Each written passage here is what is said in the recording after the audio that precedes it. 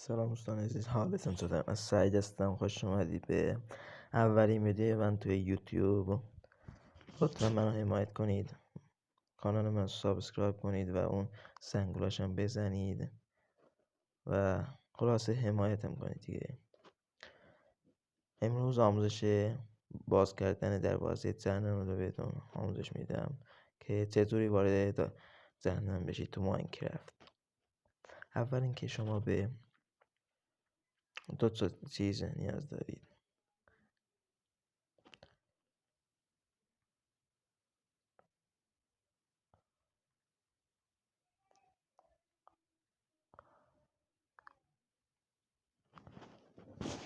اولین بلوک رو برمیدارید، بعد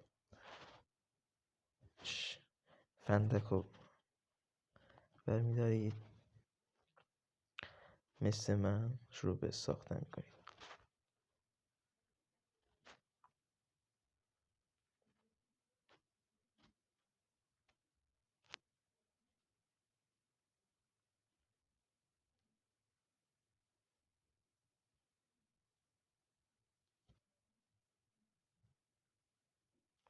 وقتی که تمام کردید فندق رو برمیدارید و یه دونه از اینجا میدارید. میبینی که دروازه جهنم کار میکنه و واردش میشه.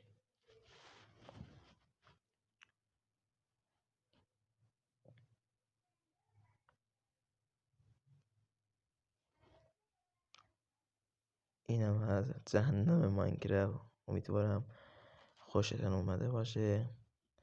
لطفا حمایت فراموش نشه، سابسکرایب کنید و اگه خوشتون اومد لایک کنید ویدیو رو. ممنون. تا ویدیو دیگه، خداحافظ.